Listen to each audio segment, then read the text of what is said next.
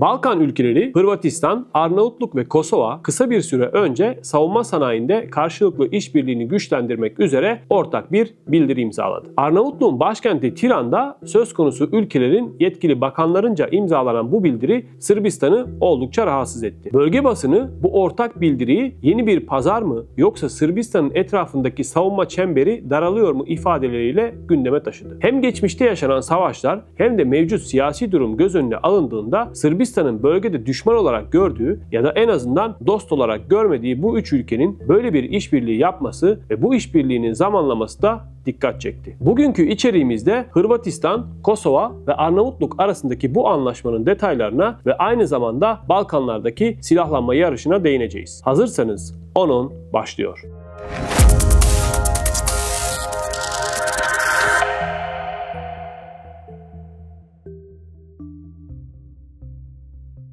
Arnavutluk, Kosova ve Hırvatistan'ın savunma bakanları 18 Mart'ta Arnavutluğun başkenti Tiran'da savunma alanında işbirliğini güçlendirmeyi amaçlayan bir bildiriye imza attı. Söz konusu bildiriyle üç ülkenin savunma kabiliyetlerinin güçlendirilmesi, savunma sanayi ve teknolojisinin geliştirilmesi ve bölgede askeri anlamda etkileşimin arttırılmasının hedeflendiği ifade edildi. Savunma bakanları bu işbirliğinin bölgedeki güvenlik ve istikrarın güçlendirilmesinin yanı sıra ortak risk ve meydan okumalarla başa çıkma becerilerinin geliştirilmesi yönünde önemli bir adım olarak değerlendirildi. Hırvatistan Savunma Bakanlığı'ndan yapılan açıklamada bu üç ülkenin bildiriyle Güneydoğu Avrupa ve Adriyatik-İyon denizleri bölgelerindeki güvenliğin güçlendirmeyi amaçladıkları ifade edildi. Ayrıca bölgede Avrupa'da ve uluslararası arenada istikrar tehdit edebilecek yeni güvenlik meselelerine, hibrit tehditlere ve diğer risklere yanıt vermek amacıyla ortak çabanın önemine vurgu yapıldı. Bildirinin 4 farklı alanda işbirliği öngördüğü de ifade edildi. Bunlar savunma kabiliyetlerinin ve savunma sanayinde işbirliğinin geliştirilmesi, eğitim, öğretim ve tatbikatlar aracılığıyla ortaklaşa çalışmaların iyileştirilmesi, hibrit tehditlere karşı mücadele ve dayanıklılığın güçlendirilmesi ve Avrupa Atlantik kurumlara entegrasyonun desteklenmesi. Bildiriyle ayrıca nitelikli personelin işe alınması, geliştirilmesi ve elde tutulması konusunda tecrübe paylaşımı yapılması, askeri akademiler ve yüksek okullar aracılığıyla bireysel ve toplu eğitim fırsatlarının iyileştirilmesi, NATO ve Avrupa Birliği tatbikat politikaları doğrultusunda hazır olmak için ikili ve üçlü tatbikatların güçlendirilmesi de öngörülüyor.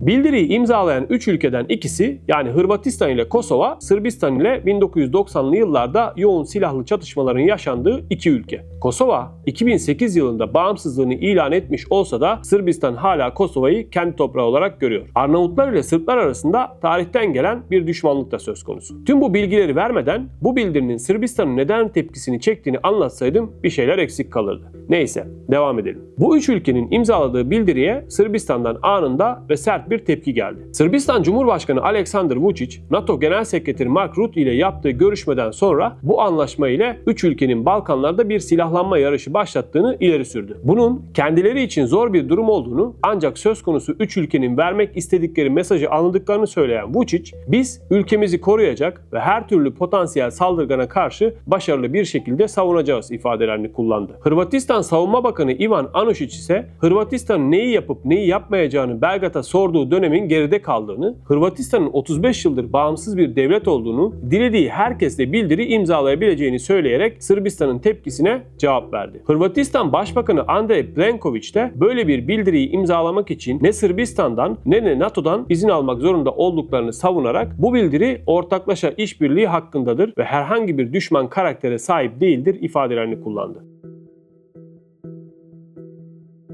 Brüksel'de NATO Genel Sekreteri Rutte ile yaptığı görüşmenin ardından konuşan Vučić, söz konusu bildirinin imzalandığı hususunda NATO'nun bilgilendirilmediğine emin olduğunu ileri sürdü. Peki ama NATO'ya gerçekten de bilgi verilmeli miydi? Öncelikle Hırvatistan ile Arnavutluğun NATO üyesi olduklarını hatırlatalım. Peki ama bu bildiriye NATO nasıl bir tepki verdi? NATO'dan BBC Sırpça servisine yapılan açıklamada Arnavutluk ve Hırvatistan'ın uzun yıllardır Kosova'daki barış gücü misyonlarına destek olduğu anımsatılırken söz konusu girişim girişimin üçlü bir anlaşma olduğu ifade edildi. NATO'nun bunu dikkate aldığı ancak bir taraf olmadığı aktarılan açıklamada NATO'nun ayrıca bu üçlü girişimin oluşturulması sürecinde danışılan bir taraf rolü de üstlenmediği kaydedildi. Sırbistan her ne kadar 2006 yılında NATO'nun barış için ortaklık programına dahil olmak üzere NATO ile son 10 yılda çok sayıda işbirliği anlaşması imzalamış da olsa askeri anlamda tarafsız bir tutum takınmayı tercih ediyor ve NATO üyeliğine karşı çıkıyor.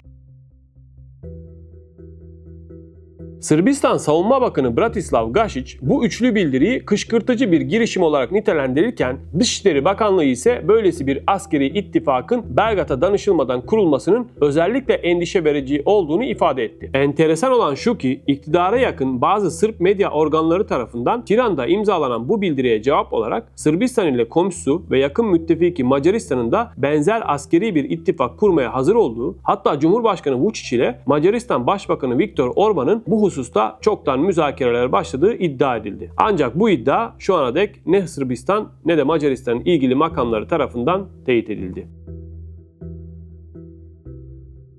Peki ama Sırbistan Cumhurbaşkanı Vučić'in de dediği gibi Balkanlarda bir silahlanma yarışı mı başladı? Yoksa bu yarış zaten çoktan başlamış mıydı? Aslında eski Yugoslavya'nın dağılmasının ardından bölgede yaşanan kanlı savaşların akabinde 1996 yılında Floransa'da imzalanan anlaşma ile eski Yugoslavya ülkelerine silahlanmada bir takım sınırlandırmalar getirilmişti. Floransa Anlaşması'na bir sonraki maddemizde değineceğimiz için şimdi buna girmiyorum. Son yıllarda Balkan ülkeleri arasında silahlanma yarışı ve orduların modernize edilmesi, hatta zorunlu askerlik uygulamasının yeniden getirilmesi gündemde. Yaşanan hem bölgesel hem de küresel jeopolitik gerilimler Balkan ülkelerini de daha fazla silahlanmaya ve ordularını güçlendirmeye itiyor. Bölge ülkeleri silahlanmaya büyük paralar harcıyor. Balkans Defense Monitor 2024 raporuna göre Sırbistan savunmaya en fazla bütçe ayıran ülke konumunda. Sırbistan gayri safi yurt içi hasılasının %2'sini savunmaya ayırırken bu oran Kuzey Makedonya'da %1.7, Arnavutluk'ta %1.6, Hırvatistan'da %1.5, Karadağ'da %1, Bosna Hersek'te ise sadece %0.7. Rusya, Fransa ve Çin'den başta hava savunma sistemleri olmak üzere askeri helikopterler, zırhlı araçlar, savaş uçakları ve insansız hava araçları satın alan Sırbistan son aylarda İsrail'le de hem askeri eğitim hem de ordunun modernizasyonu noktasında önemli anlaşmalar imzaladı. Sırbistan'daki mevcut tank sayısının tüm diğer eski Yugoslavya ülkelerindeki toplam tank sayısından fazla olduğu da ifade ediliyor. NATO üyesi Hırvatistan'da son dönemde Fransa'dan savaş uçakları, Türkiye'den insansız hava araçları satın almak için anlaşmalar imzaladı. Bosna Hersek de Türkiye'den insansız hava araçları alacağını açıklarken Bayraktar TB2'ler Kosova ve Arnavutluğun envanterine çoktan girdi bile. Diğer NATO üyesi bölge ülkeleri Bulgaristan ve Romanya'nın da ABD'den ve Avrupa ülkelerinden savaş uçakları ve diğer modern silah sistemleri satın aldığı biliniyor. Rusya'yı milli güvenlik tehdidi olarak ilan eden Bulgaristan, Avrupa Gökyüzü Kalkanı girişimi kapsamında hava savunma sistemi satın alacağını da açıklamıştı. Romanya'da Patriot hava savunma sistemi satın almak için kısa bir süre önce yaklaşık 1 milyar dolarlık bir anlaşma imzaladı. Bir başka bölge ülkesi Yunanistan'ın da son yıllarda savaş uçakları ve denizaltılar başta olmak üzere önemli savunma harcamaları yapması dikkat çekiyor. Balkanlardaki silahlanma yarışı şu an tam anlamıyla bir kriz seviyesinde olmasa dahi bölgedeki tansiyonu arttırabilecek bir faktör olarak değerlendiriliyor. Bosna'da 1992-1995 yıllarında yaşanan kanlı savaşın ardından uluslararası toplumun öncülüğünde 14 Haziran 1996'da İtalya'nın Floransa şehrinde resmi adı alt bölgesel silahların kontrolüne dair anlaşma olan ancak kamuoyunda Floransa Anlaşması olarak da bilinen bir anlaşma imzalandı. Bosna'da savaşı sonlandıran Dayton Barış Anlaşması'nın ek maddesi uyarınca imzalanan bu anlaşma ile anlaşmaya taraf ülkelerin sahip olabileceği tank, zırhlı muharebe aracı, top, savaş uçağı ve taarruz helikopteri sayısına sınır getirildi. Avrupa Güvenlik ve İşbirliği Teşkilatı'nın gözetiminde imzalanan bu anlaşmaya göre Sırbistan, Karadağ, Bosna Hersek ve Hırvatistan askeri varlıkları hakkında yıllık bilgi alışverişinde bulunacak ve bu varlıkların denetlenmesine izin verecek. Anlaşma başlangıçta amacına tam olarak hizmet etmişti aslında. Silahların kategori bazında azaltılması bölgedeki askeri güçlerin şu anki kapasitelerini sınırlamakla kalmamış, aynı zamanda gerekli dengenin kurulması için gerekli koşulları yaratmıştı. Ancak 30 yıl sonra teknoloji ve askeri sanayinin gelişmesi ve silahlı kuvvetlerin ihtiyaçlarının değişmesiyle bu anlaşmanın büyük bir kısmı yürürlükten kalktı. Zira artık hiç kimse silah sayısını düşünmüyor. Artık silahların kalitesine ve modernliğine daha fazla önem veriliyor. Aslında Balkan ülkeleri arasındaki silahlanma yarışının arkasında birden fazla neden yatıyor. Bu nedenleri jeopolitik gelişmelere, bölgesel krizlere ve dış faktörlerin etkisine bakarak değerlendirebiliriz. Mesela Kosova, savunma alanında yaptığı yatırımları 1990'lı yıllarda yaşanan senaryonun yeniden yaşanmaması için yaptığını savunuyor. O dönem Yugoslav ordusunun tüm desteğine sahip Sırbistan, Kosova'da büyük katliamlar gerçekleştirmişti. Kosova makamları olası yeni bir savaş durumuna hazırlıksız yakalanmamak ve kendilerini savunabilmek adına savunmaya ciddi rakamlar harcadıklarını ifade ediyor. Aslında bu sebep diğer bölge ülkeleri için de geçerli. Yani Sırbistan ordusunu modernleştirmeye, yeni silahlar satın almaya devam ettikçe Hırvatistan, Arnavutluk ve Kosova'da savunma yatırımlarını arttırıyor. Öte yandan NATO'ya üye olan Kuzey Makedonya, Karadağ, Arnavutluk ve Hırvatistan yaptıkları savunma yatırımları ile ittifakın asgari kapasitesine de entegre oluyor. Mesela Bulgaristan ve Romanya gibi diğer NATO üyesi bölge ülkeleri de Karadeniz'de olası bir Rus tehdidine karşı önemli bazı NATO üslerine ev sahipliği yapıyor. Arnavutluk'ta da 2024 yılında NATO'nun Batı Balkanlardaki ilk hava üssü olan Kuçova Taktik Hava Üssü açılmıştı. ABD ve Avrupa Birliği bölgedeki NATO üyesi ülkeleri askeri modernizasyon noktasında destekliyor. Rusya'nın Ukrayna'yı işgaliyle başlayan yeni dönemde Balkanlardaki ülkeler de olası bir güvenlik krizine hazır olmayı planlıyor. Kısacası Balkanlardaki silahlanma yarışını geçmişten gelen etnik gerilimlerin yanı sıra küresel jeopolitik dengelerin değişmesine de bağlamak mümkün.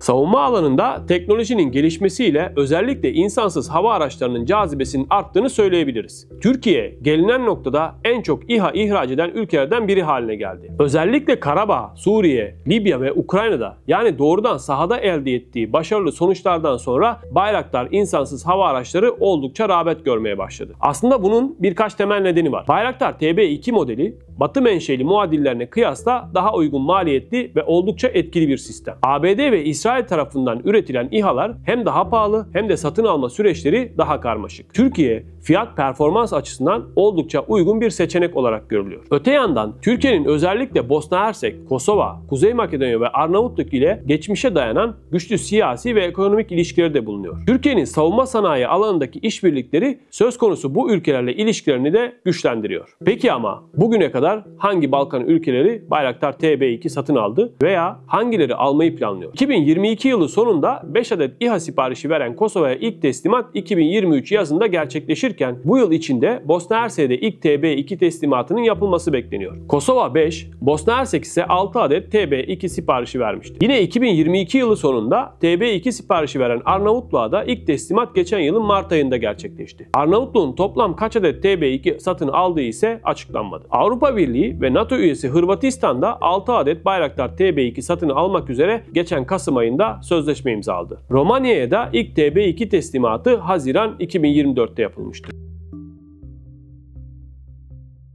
Daha önce birçok kez değinmiştik aslında Bosna Hersek'in karmaşık siyasi yapısına. Özerk yapıları olan iki entite, özel statüye sahip küçük bir bölge ve her birinin kendi hükümetleri olan 10 ayrı kanton. Böylesi karmaşık bir yapı Bosna Hersek'teki karar mekanizmasını da olumsuz etkiliyor. Ülkenin en yetkili karar merkezi Boşnak, Sırp ve Hırvat üyelerden oluşan Üçlü Devlet Başkanlığı Konseyi. Devlet ile ilgili bir karar alınırken birçok konuda 3 üyenin mutabık olması şartı aranıyor. Çoğu zaman bu mümkün olmuyor. Ülkedeki iç dinamikler etnik ve siyasi anlamdaki bölünmüşlük nedeniyle son derece hassas bir dengeye dayanıyor. Ülke topraklarının %49'unu oluşturan Sırp Cumhuriyeti Entesi'nin başkanı Milorad Dodik, ayrılıkçı söylemleri ve anayasaya aykırı hamleleriyle dikkat çekiyor. Dodik ve onu destekleyenler Bosna Hersek Silahlı Kuvvetlerinden ayrılıp kendi ordularını kurmak istediklerini alenen dile getiriyor. Şöyle bakalım. Bosna Hersek Silahlı Kuvvetleri'nin envanterine kayıtlı bir tank ya da helikopter olası bir çatışma durumunda Sırp bir komutanın idaresinde ait ait olduğu ülkeye silah doğrultabilecek. Çok saçma değil mi? Ama gerçek. Bosnalı Sırpların Sırbistan ve Rusya ile askeri ilişkilerini geliştirmesi de ülke içindeki gerilimi tırmandırıyor. Ancak bir gerçek var ki 1990'lı yıllarda Bosna Hersek'i işgal etmek isteyen, hatta aralarında paylaşan iki komşusu yani Hırvatistan ile Sırbistan askeri harcamalarını önemli ölçüde arttırdı. Ülkedeki Müslüman Boşnaklar ise komşularının bu hamlelerinden oldukça endişe duyuyor. Ancak az önce de değindiğim üzere merkezi hükümetin askeri harcamaları arttırma noktasında eli kolu kısmen de olsa bağlı. Ülkedeki Boşnaklar ve Hırvatlar NATO'ya üye olmayı ülkenin istikrarı ve barışı için elzem görürken Sırplar buna katı bir şekilde karşı çıkıyor. Sonuç olarak Bosna Hersek bölgedeki silahlanma yarışının çok gerisinde kalmış bir ülke olarak hem iç siyasi gerilimlerden hem de dış faktörlerden etkileniyor. NATO ve AB gibi uluslararası aktörlerin daha aktif bir rol üstlenmesiyle Bosna Hersek'in bu yarıştan olumsuz etkilenmesi de engellenebilir. Balkanlardaki silahlanma yarışı bölgedeki mevcut siyasi ve etnik temelli gerginlikler göz önüne alındığında gelecekte bir takım çatışmalara da yol açabilecek potansiyele sahip aslında. Bölge ülkelerinin silahlanma eğilimi ülkeler arasındaki güç dengesini değiştirerek yeni riskler de doğuruyor. Her ne kadar herkes kendisini savunmak amacıyla silahlandığını öne sürse de 1990'lı yıllardaki savaşların ve bu savaşların neden olduğu intikam ve kin hislerinin hala çok taze olduğunu hatırlatmakta fayda var. Daha önceki içeriklerimizde de vurguladığımız üzere Balkanlarda yerel çatışmaların dahi çıkması bu çatışmaların tüm bölgeye yayılmasına neden olabilir. Kosova ile Sırbistan arasında devam eden ve ara sıra had safhaya çıkan gerilim, Bosna Hersek içindeki Sırpların ayrılıkçı söylemleri ve ileride Sırbistan ile birleşmek istediklerini alenen açıklamaları, Rusya'nın Karadağ, Sırbistan ve Bosna Hersek içindeki bazı gruplar üzerinden bu ülkelerdeki etkisini güçlendirerek buraları batıya karşı bir tampon bölge olarak kullanmak istemesi Balkanlarda çatışma riskini arttıran başlıca sebepler. 1990'lı yıllarda eski Yugoslavya ülkelerinde yaşanan savaşlara benzer kanlı çatışmalar olmasa da istihbarat savaşları, siber saldırılar ve ekonomik yaptırımlar da hibrit savaşlara neden olabilir. Tabii ki NATO'nun bölgedeki varlığı ve diğer uluslararası aktörlerin müdahale kapasitesi ciddi bir savaş olasılığını azaltıyor. Ancak yine de Bosna Hersek içindeki Sırpların ülkeden ayrılması ya da Sırbistan'ın hala kendi toprağı olarak gördüğü Kosova'ya olası askeri bir müdahalede bulunması bölgeyi yeniden 1990'lara geri döndürebilir. Sonuç olarak Balkanlardaki silahlanma yarışının doğrudan savaşa yol açmasa dahi mevcut siyasi ve etnik gerilimleri daha tehlikeli hale getirdiği bir gerçek. Bölge tarihsel olarak krizlere açık bir yapı ve silahlanma da bu kırılganlığı daha da artırıyor. Bizi izlediğiniz için teşekkürler. Kanala abone olmayı, videomuzu beğenip yorum yapmayı unutmayın. Görüşmek üzere. Balkan ülkeleri Hırvatistan, Arnavutluk ve Kosova kısa bir süre önce savunma sanayinde karşılıklı işbirliğini güçlendirmek üzere ortak bir bildiri imzaladı.